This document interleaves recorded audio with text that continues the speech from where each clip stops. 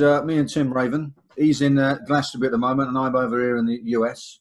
And we're just doing a reworking of our video because the full 6 days is not happening now. What we're doing now is 3 days and 3 nights, or 3 days, 4 nights if you want to stay Beltane night. And this is just a brief explanation of what we're going to be doing and what you're going to be experiencing. So I'll let Tim explain briefly how he's going to show you how to make a sacred space. Okay. Well, first off, you always start at the beginning, because we don't know what sort of people we're going to come to our courses. So safety is always first and foremost in everything that we do, shamanically, healing wise, and every other spiritual techniques that we may use and which we've developed over the years and from our ancestors. So safety is the first thing, and a brief rundown of what the course is going to be. What would you call it? The subject matter of the course and what we're going to be doing. So the first things first will be having a brief explanation of what the course is about. Due to the different people that come and different levels of experience of their healing abilities or no experience whatsoever, no matter how gifted you are or how much you don't think you're gifted, every human being is spiritual. So bearing that in mind, that no one is no better or higher up on the medicine wheel. Everyone sits in a circle.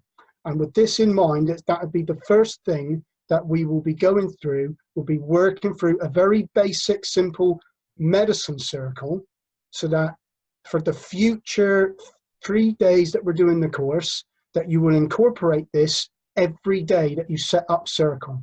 And some of the reasons why you set up the circle, which will be explained in detail when you come, is to hold sacred space, to keep you safe, and to contain all the energies in. So that, because what we would like you to do is that within the very short period of time that you come, that by the time you leave, you will know how to set up a circle and create sacred space wherever you are. And then everything else happens within the circle. So that is the groundwork that every person, whether they're a shaman, a healer, whatever course of walk of life that you follow in your spiritual practices, we'll show you how to do it with our medicine ways of our lands. And it will be a mixture of both what we call red dragon and white dragon energies, which make a whole. It's like your yin and yang. It's of Norse and of Celtic origins, which are Indo-European or Northern European shamanism. So that would be the first part of what you will learn, is how to cast circle, and then everything else will be based from that. And then hence going on with working with other runic energies, and that will be the first thing that we'll be learning. So back over to you, Jeremy. Yes, and this all depends. Our schedule is it will sort of be fairly fluid, because we don't know what time people are turning up. If they turn out early on the first day, then we may cover some of this on the first night. If people are later, then what we'll do, we'll have our own welcoming ceremony, welcoming you to the land and asking the land to work with you, and that you are honouring it. And we'll talk about it and maybe tell you a story, but it'll be very easy the first day.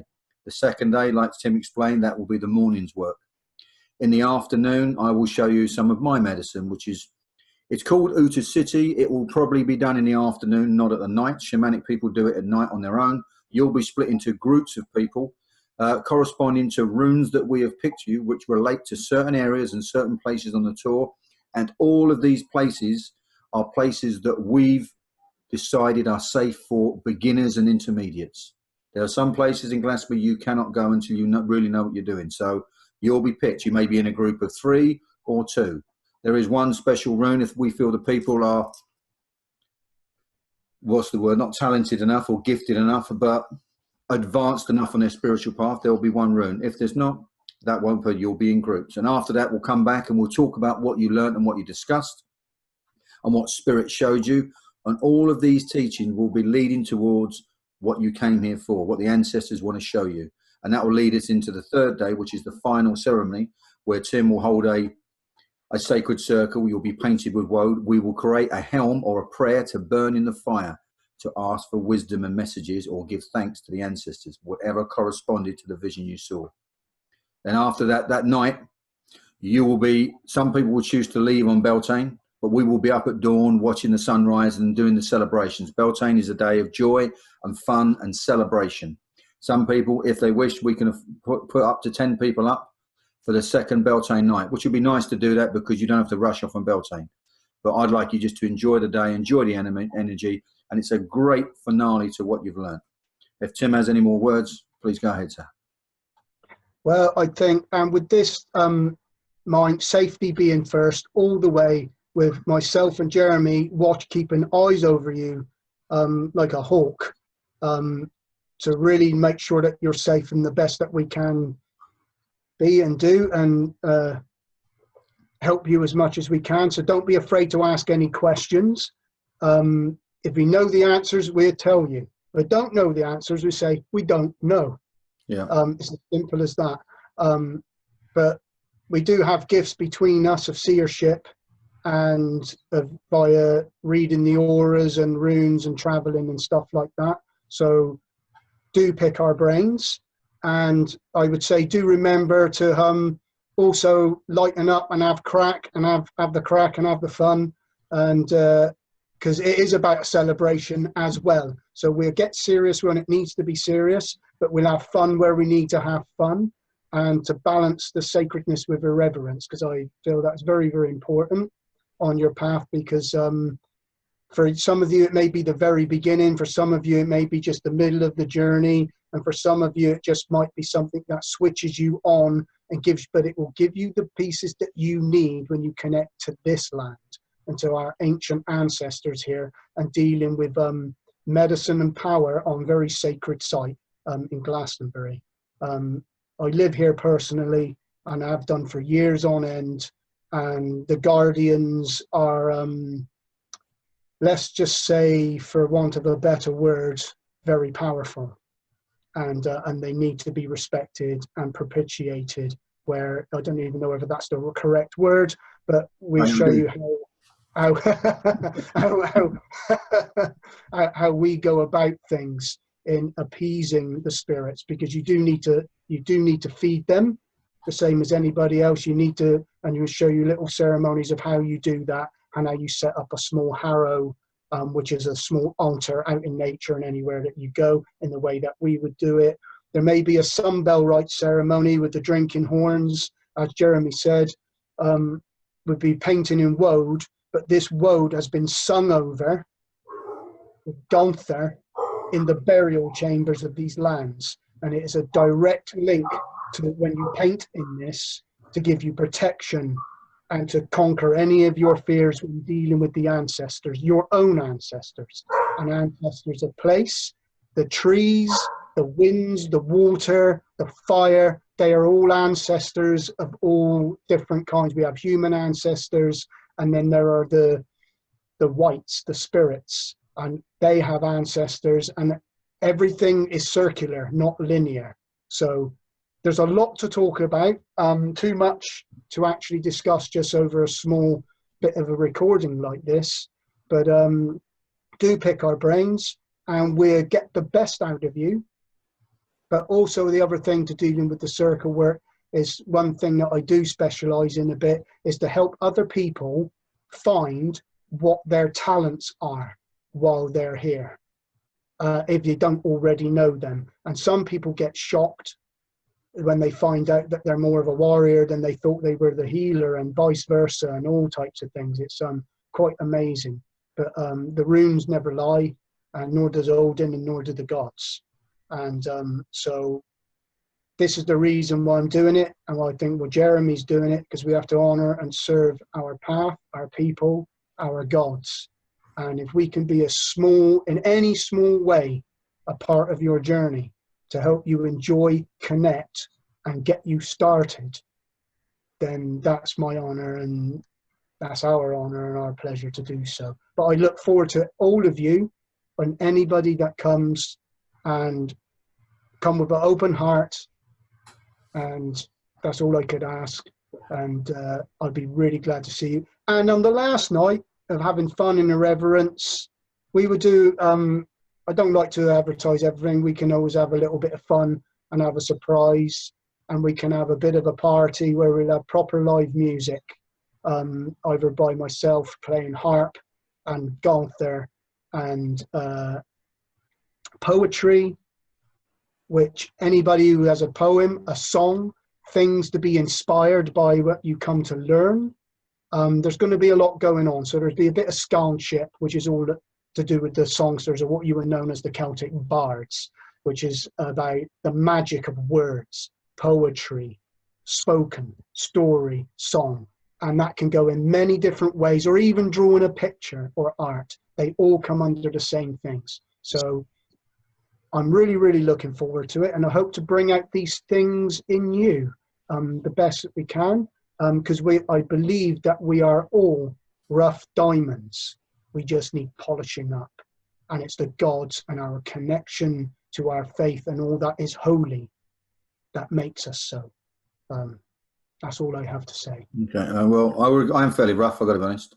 What I want to say is that me and Tim are not used to doing this, not used to doing videos to promote ourselves. We usually sit back in the corners. I have absolute 100% faith in Tim's connection to spirit and his abilities. And hopefully that's the same for me. But what it is, we all normally sit in the shadows. We have great teachings, we have great knowledge. But because of the paths we led before we found the spiritual path, we find it really difficult to big ourselves up, to say, oh, we are this and we are that, because it feels wrong in the eyes of spirit. But unless we start doing that and using the energy of the scold braggy, which is where the word brag comes from, to tell our story so people to come, that's the only way we can show the people the right way to do it. So this is us standing up and being counted and saying, what you'll get with us, you'll get two blokes who like to have a laugh, like to have a giggle, who are a bit of dandies, but they are utterly and totally authentic in their path. And that doesn't mean because we crack jokes and take the mickey out of another, we're not real. We're about as real as it can get. And if you want something authentic and you want to really connect to the land and you want to see how people do it who believe in it, I can see like he's waiting to say something funny. Right? Come and join us, please. Anything else before we go? Well, yeah, I would just say, yeah, you know, yeah, I would just say I would find it very hard. I've come across lots of different people that are teachers, all sorts of walks of life, from toffs to famous people or so-called famous people, right down to the dregs of life. And I have found that there is wisdom even in beggars, thieves, liars, and fools, as much as those who profess to be that they are wise and all of these things. So it's not good to boast if you can't back it up. That's part of the thing that goes in our ale house, in our drinking halls, in our mead halls. That was a thing. If you take a boast over the mead horn. Now the mead horn to us is like the Native Americans' chinumpa, the peace pipe.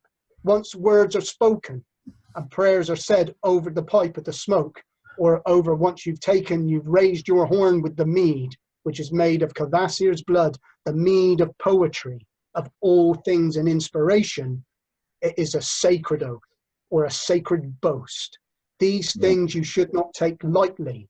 So we find that very hard, like I would say, like what Jeremy or anybody from our Northern European roots, especially Saxon and Viking roots, and Germanic tribes, and the Swedes, the Norse, etc. That is our medicines.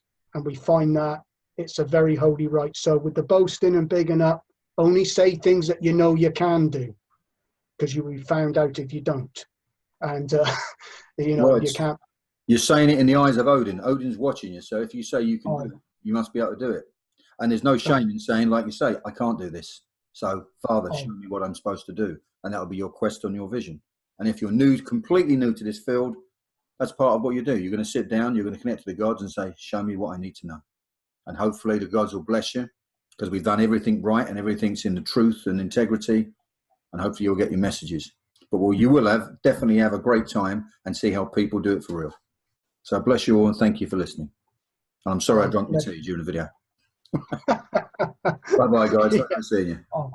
All right. Well, I look forward to raising a mead horn with you, with my brother Jeremy and everybody else. So bless you. Bye for now.